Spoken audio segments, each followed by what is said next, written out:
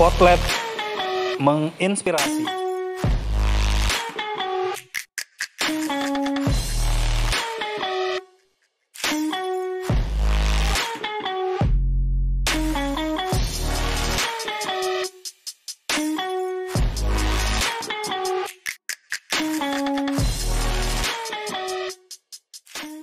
Hai, Assalamualaikum warahmatullahi wabarakatuh. Selamat pagi teman-teman semua. Jumpa lagi di Spotlight, podcast MLab yang selalu menginspirasi.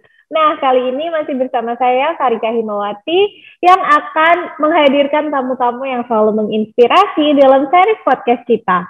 Kali ini kita punya dua orang yang sangat menginspirasi, yang akan membantu kita menjelaskan mengenai transformasi di era digital ini tentang electric vehicle, yaitu SPKLU. Nah, ini adalah salah satu program transformasi PT PLN Persero yang Sobat MLab wajib dan patut ketahui. Yuk kita sapa bersama narasumber kita pada pagi hari ini. Selamat pagi Pak Fauzan dan selamat pagi juga Pak Yoke. Pagi. Selamat pagi Mbak Farika. Terima kasih sudah hadir bersama kami Pak Fauzan dan Pak Yoke di pagi hari ini, di hari Jumat yang cerah ini, dan kita akan mulai bertanya-tanya nih, langsung saja kita akan bertanya-tanya. Sebenarnya apa sih transformasi perusahaan di electric vehicle, terutama di SPKLU ini? Mungkin dari Pak Yoke atau Pak Fauzan bisa membantu Sobat MLab untuk mendapat insight mengenai hal tersebut. Pak Fauzan atau Pak Yoke untuk menjawab. Baik, terima kasih Mbak Farika. Jadi transformasi EV infrastructure ini sebenarnya untuk memfasilitasi dari penugasan yang kita dapatkan dari pemerintah, khususnya Perpres. Nah, dari Perpres tersebut kemudian diturunkan melalui Permen, disebutkan bahwa PLN ditugaskan untuk menyiapkan infrastruktur dari kendaraan listrik tersebut. Nah, dari penugasan tersebut kemudian kita tangkap menjadi bagian dari transformasi perusahaan. Seperti itu, Mbak. Mungkin untuk EV electric vehicle infrastructure ini masuk di pilar fokus PLN kan yang inovatif ya. Mungkin idenya itu electric vehicle itu kan sebagai kendaraan masa depan ya. Jadinya bisnis inovatif ini ya semacam EV ini harus tetap ditangkap ya pasarnya sama PLN. Jadi gimana caranya PLN memberikan layanan juga yang ya untuk masa depan gitu loh. Jadinya kita PLN tuh nggak ketinggalan gitu. Terkait dengan penyediaan ini ya, transformasi EV infrastructure ini, seperti apa langkah serius pemerintah dan juga kesiapan dari PLN gitu ya dalam menghadapi transformasi ini, mungkin dalam menghadapi perubahan transisi dari kendaraan berbasis energi minyak menjadi energi listrik. Itu pasti, karena kita PLN sebagai perusahaan listrik harus bisa menjamin ketersediaan tersebut. Nah, itu kita punya program pengembangan pembangkit 35 gigawatt, itu adalah bagian dari untuk menerima atau menyongsong kehadiran dari EV ke depannya. Yang kedua, ada juga program stimulus percepatan untuk penggunaan KBLBB, seperti night charging, itu kita berikan kepada pengguna EV infrastructure, pengguna EV khususnya, yang ingin mencas kendaraan mereka pada malam hari. Nah, itu ada promo spesial untuk night charging. Serta dukungan yang paling penting adalah pengembangan pada platform e-mobility. Nah, kita tahu sama-sama bahwa untuk mencharge penggunaan dari kendaraan listrik tersebut itu membutuhkan aplikasi. Nah, untuk itu PLN hadir menyediakan platform tersebut melalui aplikasi ChargeIn yang saat ini sudah terintegrasi di dalam aplikasi PLN Mobile. Untuk dukungan supporting lainnya seperti pada penyediaan SPKLU secara umum, itu kita sudah tersedia sebanyak 129 unit yang tersebar di 98 lokasi. Ini update data terakhir di bulan Mei 2022, Mbak Farika. Oke, jadi tadi bisa dijelaskan bahwa ada fitur, ada program night charging dan juga ada menu di PLN Mobile. Nah, ini keterkaitan PLN Mobile dengan SPKLU ini mungkin bisa dijelaskan Pak, apa kita bisa mengecek lokasi ketersediaan SPKLU via PLN Mobile atau seperti apa? Betul. Jadi melalui aplikasi PLN Mobile ini kita bisa tahu lokasi terdekat radius lokasi terdekat untuk SPKLU itu tersebut bisa kita dapatkan di aplikasi. Contoh lainnya tidak hanya lokasi, juga pada spesifik pada ketersediaan chargingnya. Apakah saat ini sudah sedang terpakai atau lagi kosong. Nah, itu sudah kelihatan di dalam aplikasi PLN Mobile tersebut. Keren banget ya, bisa kelihatan sedang dipakai atau lagi kosong gitu ya. Nah, jumlah SPKLU ini di Jabodetabek ini sekarang jumlahnya berapa sih Pak Fauzan, dan kedepannya itu target dari PLN sendiri dalam pengembangan SPKLU ini, targetnya ada berapa SPKLU dalam radius misalnya 500 meter, ada berapa SPKLU seperti itu mungkin? Ya, tadi saya sampaikan bahwa saat ini kita sudah punya 129 unit dan itu tersebar se-Indonesia. Di Sumatera ada, di Pulau Jawa ada, bahkan di Nusa Tenggara dan Sulawesi juga ada. Nah, artinya 129 itu kita memang sebar di 98 lokasi ya. Nah, khusus untuk daerah Jakarta kita punya cukup banyak, 28 unit EV charger, dan itu sebarannya di 20 lokasi. Artinya para pengguna EV di kota Jakarta itu akan lebih safe nantinya. Adapun untuk jaraknya, karena kita lihat dari Jakarta, untuk di Jakarta ini 28 unit, itu jaraknya relatif aman untuk penggunaan di dalam kota, karena kalau dari catatan kami, hasil kajian kami, untuk di dalam kota jarak ideal antara satu charging dengan yang lainnya itu sejauh 80 km. Nah, artinya untuk penggunaan di dalam kota itu aman. Seperti itu, Mbak.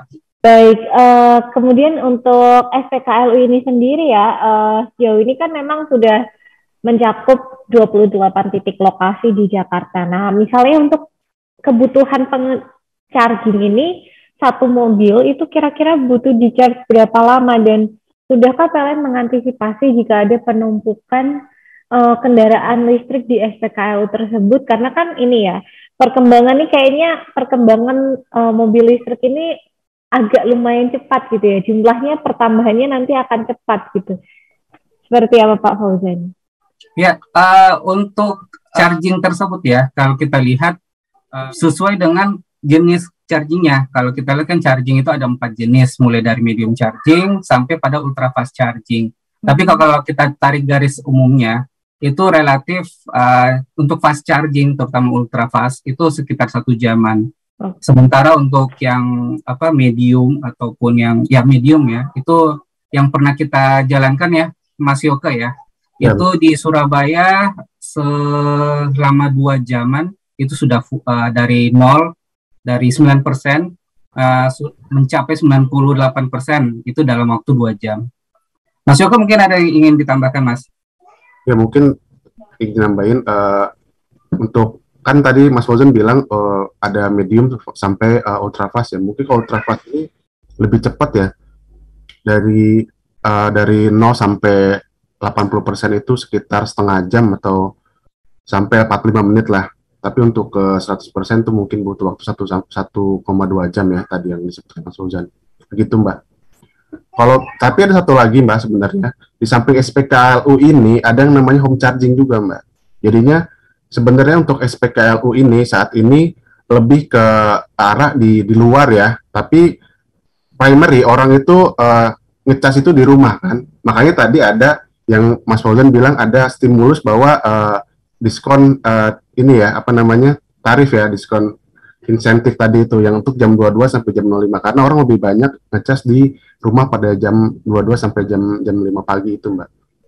Nah, untuk di home charging ini ya, berarti apakah diperlukan instalasi khusus gitu ya untuk memasang atau untuk men-charge electric vehicle ini di rumah ini, apakah perlu seperti instrumen khusus gitu, apakah diperlukan dan bagaimana caranya bila masyarakat ini ingin mengajukan untuk pemasangan SPKL ya, pemasangan home charging ini di rumah, seperti apa? Yoga dan Pak Fauzan. Baik, izin saya jawab ya. Kalau home charging ini memang perlu charger ya, charger home charging, ada chargernya khusus. Nah, untuk yang existing yang sudah beli mobil listrik yang sebelum saat ini ya, yang kemarin-kemarin itu, mungkin ada beberapa yang dihubungi oleh petugas PLN ya, untuk apakah ingin masang home charging Bapak atau Ibu gitu.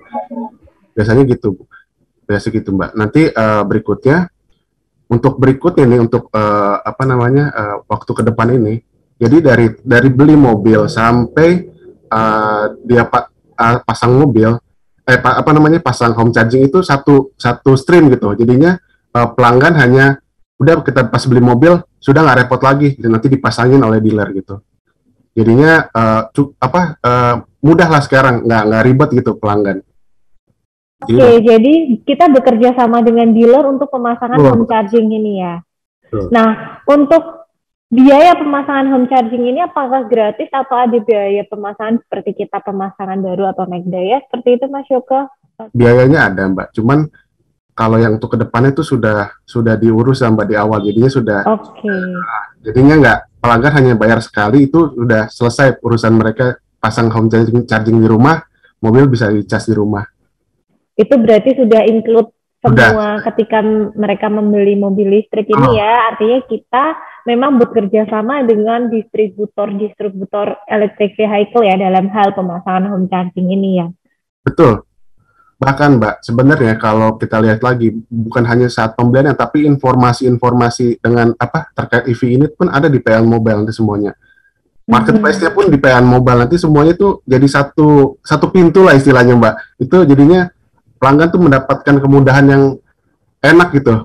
Jadinya mobil listrik apa segala. Nah, ini keren banget, dan ini mungkin Sobat MLab belum tahu bahwa aplikasi PLN Mobile ini sangat membantu apabila PLNers atau Sobat MLab berkeinginan atau memiliki wacana untuk membeli electric vehicle gitu ya, Mas Yoga dan Mas Fauzan ya. Betul. Oke, jadi tentang bagaimana caranya akan juga sudah jelas semuanya ada di PLN Mobile. Wah, ini menarik sih, karena mungkin selama ini PLNers atau Sobat MLab juga hanya menggunakan PLN Mobile pada saat pengecekan untuk penggunaan KWH meter. Sekarang fiturnya udah lebih lengkap ya, Mas Yoga dan Mas Fauzan ya. Mantap. Baik, untuk selanjutnya nih Mas Yoga dan Mas Fauzan, kalau untuk kedepannya pasti memang perkembangan home charging dan SPKLU ini akan menjadi sesuatu yang kayaknya akan fast move gitu ya, bergerak sangat cepat. Bagaimana PLN menghadapi kebutuhan akan material gitu ya, material home charging, material SPKLU, apakah PLN siap untuk menghadapi hal tersebut gitu? Baik, kalau kita melihat saat ini, memang dari penyediaan infrastrukturnya terkait dengan teknis dari peralatannya, equipment-nya, itu kita masih mengadop dari luar.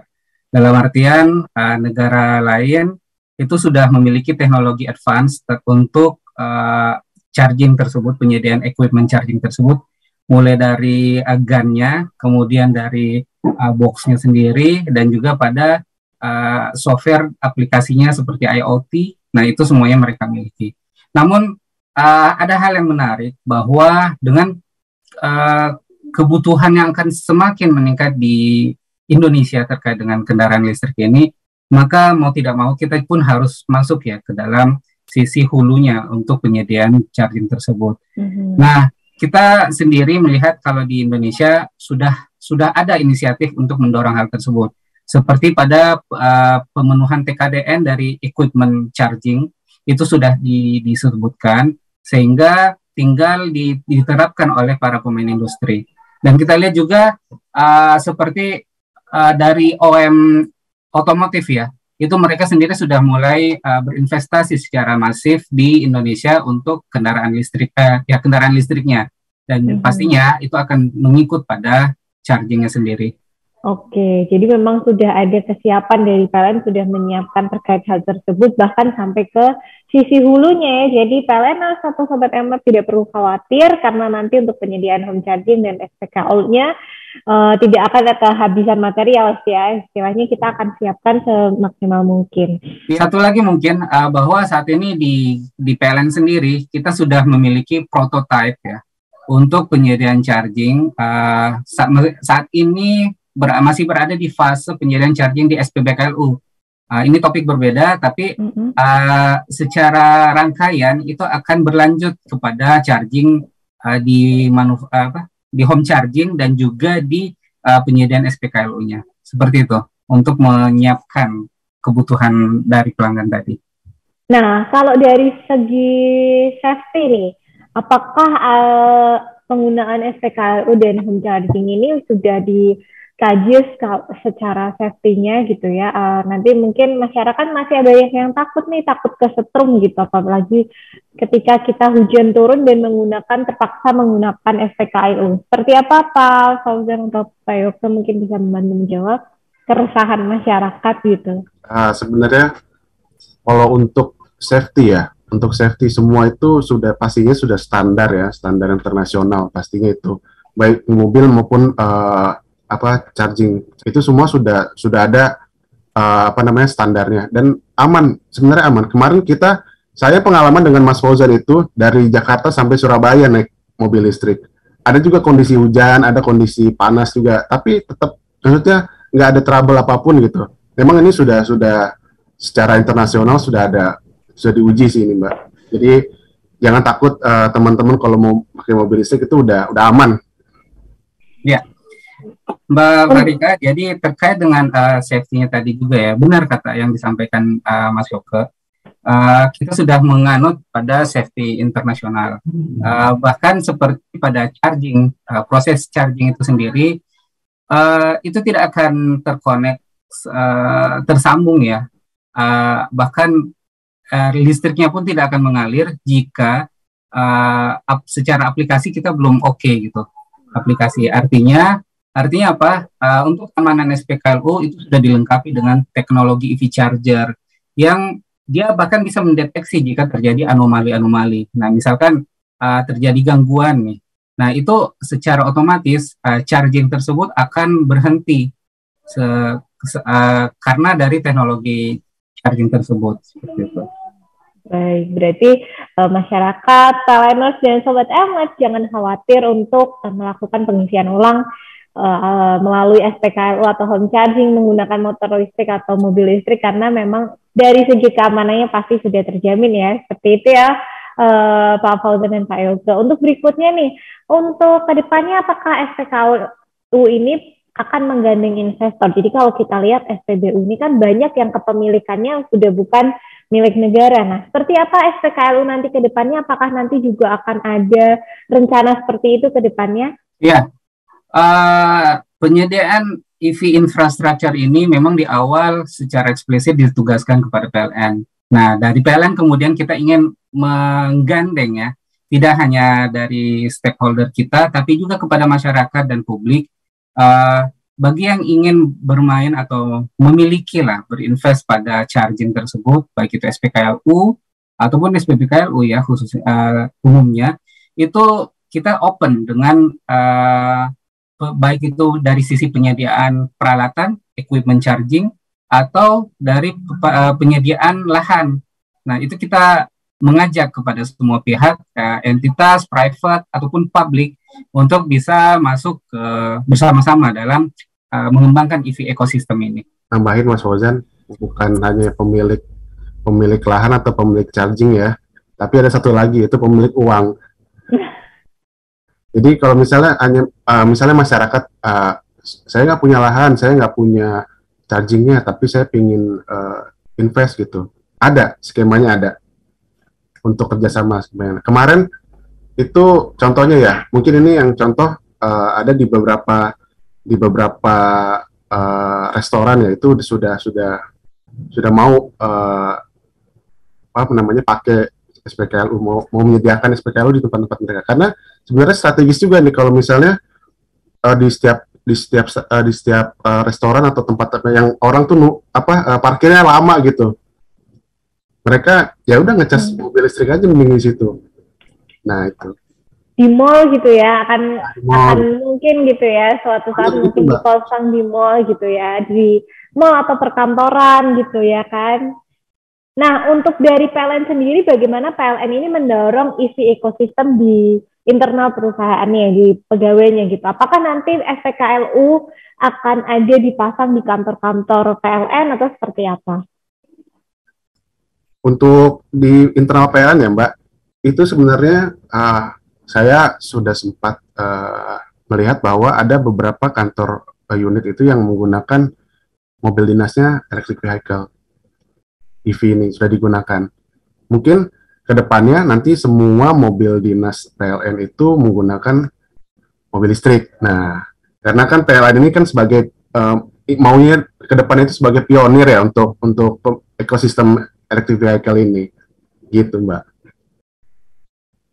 Bisa dipasang di SPKL ini, bisa dipasang di kantor-kantor PLN gitu ya, apalagi yang secara lokasi mungkin memungkinkan untuk dipasang SPKLU. Seperti contohnya di Ragunan itu kan dekat sama kebun binatang Ragunan gitu ya kan, Mas Yoko, Mas Fauzan. Iya, betul Mbak.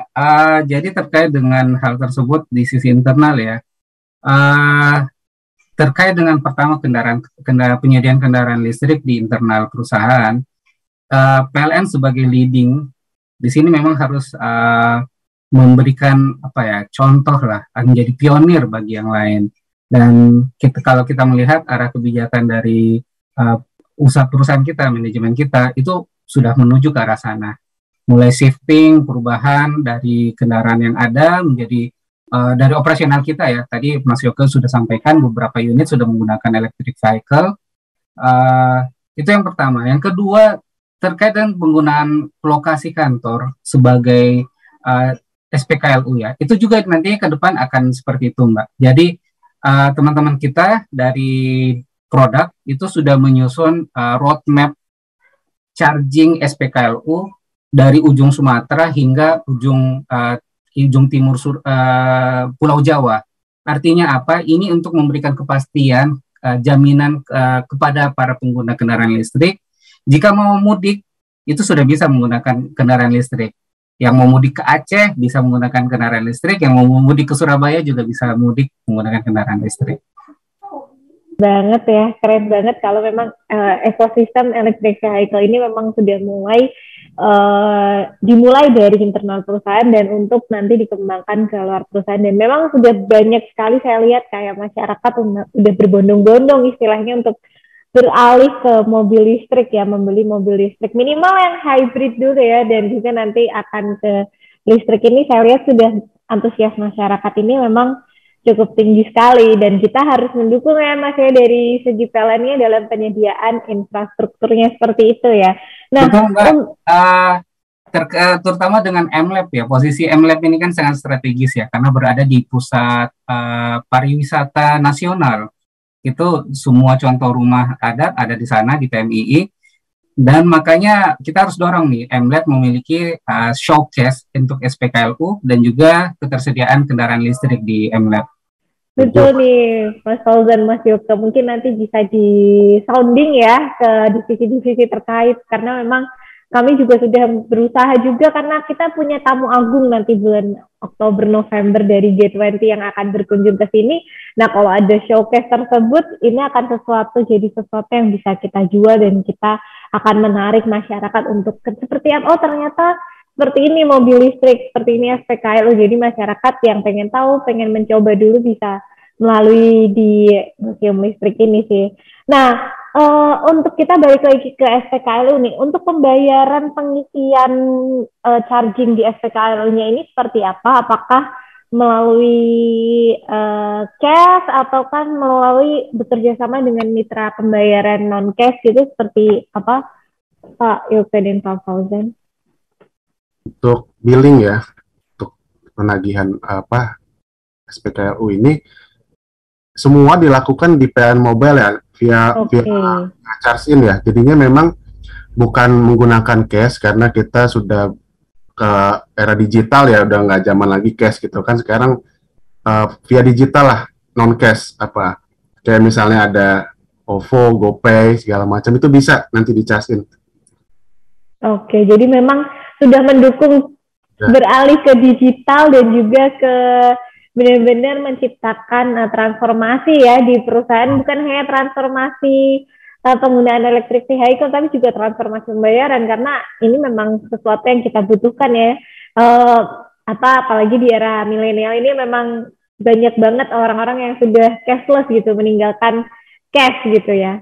Ini memang menarik sekali SPKLU. Kita juga berharap ke depannya Sobat MLab, PLNers bisa mencoba atau merasakan experience penggunaan SPKLU, mobil listrik, sepeda listrik, dan juga motor listrik di Museum Listrik dan Energi Baru yang terletak di Taman Mini Indonesia Indah ini. Apalagi nih Mas Yoke dan Mas Fauzan, untuk sekedar informasi, karena nanti Taman Mini Indonesia Indah ini akan menerapkan zero emisi. Jadi untuk kendaraan berbahan bakar minyak akan tersentralize parkir di depan dan di belakang Taman Mini Indonesia Indah. Jadi di dalamnya ini semua wisatawan akan menggunakan sepeda listrik, motor listrik, dan kendaraan shuttle-shuttle yang disediakan oleh Taman Mini Indonesia Indah. Jadi memang keberadaan SPKLU ini nantinya akan sangat mendukung ekosistem dan suasana yang dibangun oleh Taman Mini tersebut ya.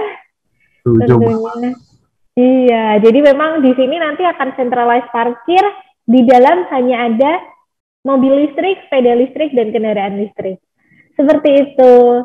Terima kasih banyak Pak Yoke dan Pak Fauzan sudah berkenan hadir dan menjelaskan secara detail nih tentang SPKLU khususnya dan electric vehicle ecosystem yang berkembang di Indonesia. Nah, Sobat MLab dan PLNers, jangan sampai ketinggalan inspirasi-inspirasi lainnya melalui podcast MLab yang selalu menginspirasi.